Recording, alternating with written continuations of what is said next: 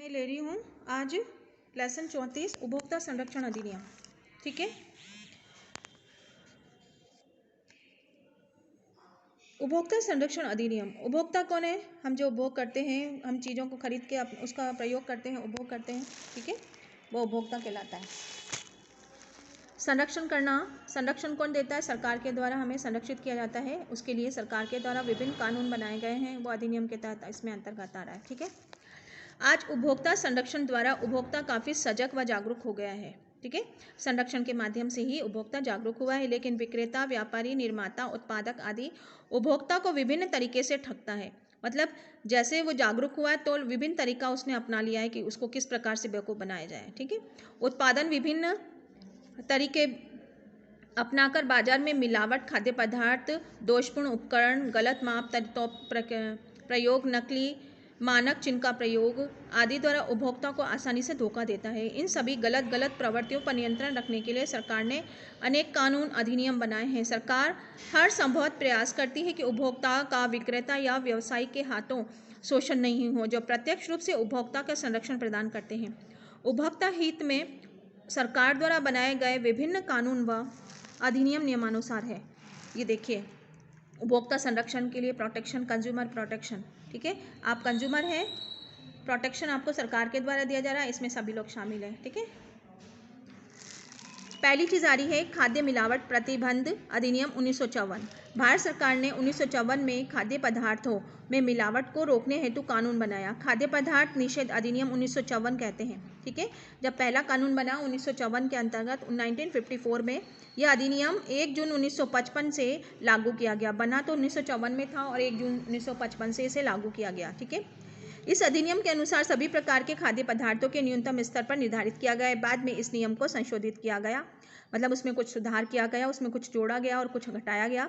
1968 में 1973 में किया गया। कोई भी भोज्य पदार्थ में खाद्य पदार्थ निषेध अधिनियम PFA द्वारा बनाए गए न्यूनतम स्तर अंतर्गत नहीं आता है, ये मिलावटी माना जाता है। ठीक है, इस अधिनियम के द्वारा सरकार निम्न कार्रवाई कर सकती है: मिलावट और गलत प्रस्तुतिकरण प्रतिबंध लगा सकती है, उपभोक्ता की वस्तुओं को उपभोग संबंधी पूर्ण जानकारी दिला सकती है, उपभोक्ता के लिए शुद्ध खाद्य पदार्थों की व्यवस्था करना, मिलावट करने वाले व्यापारी को दंड देना, उपभोक्ता को मिलावटी वस्तुओं के उपभोग से बचाना, खाद्य पदार्थ को न्यूनतम स्तर बनाए रखना।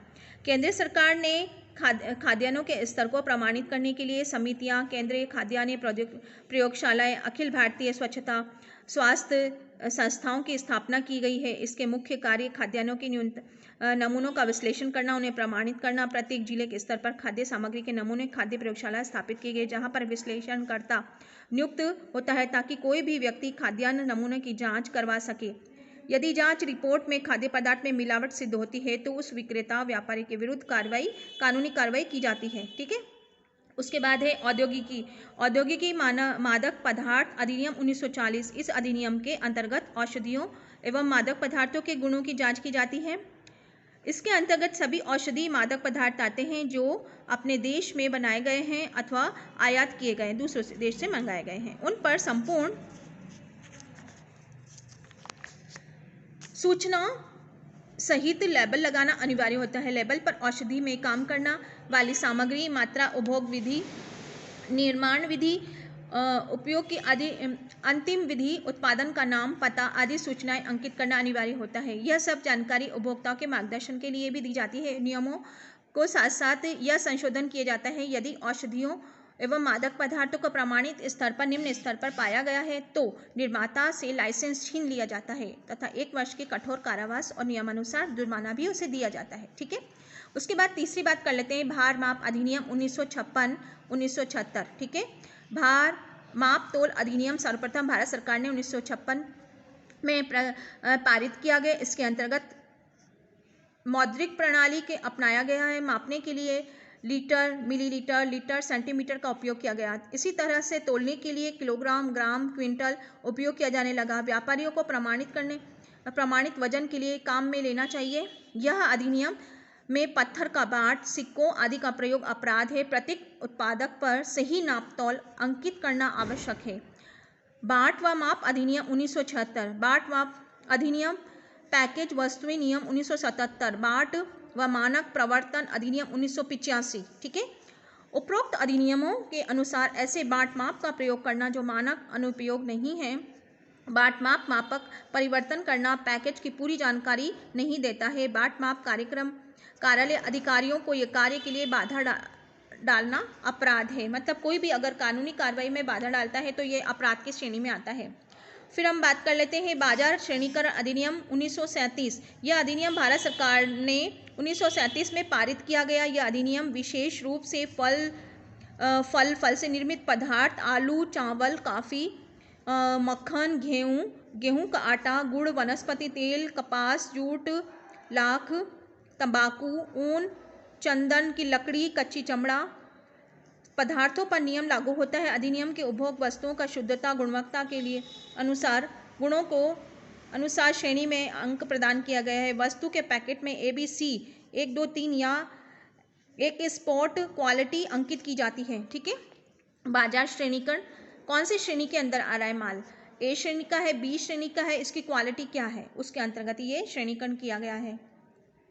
ठीक है, नेक्स्ट वीडियो में आप लोगों को मैं देती हूँ, चलो ये एक और दे देती हूँ, बड़ा हो जाएगा फिर जाने में दिक्कत होती है। कृषि उत्पादों के ग्रेडिंग मार्केटिंग अधिनियम 1937। इस अधिनियम के अनुसार सभी भोज्य पदार्थों की गुणवत्ता की पौष्टिकता बनाए रखने के लिए एक निश्चित मानक तैयार किया गया, जो इस बात की गारंटी देता है कि वह इस चिन्ह के बने उत्पादक के सेवन से स्वास्थ्य की किसी भी इस तरह का कोई प्रतिकूल, हानिकारक, घातक परिणाम नहीं पड़ेगा। वस्तुओं की शुद्धता, गुणवत्ता के आधार पर उन्हें श्रेणीबद्ध किया जाता है।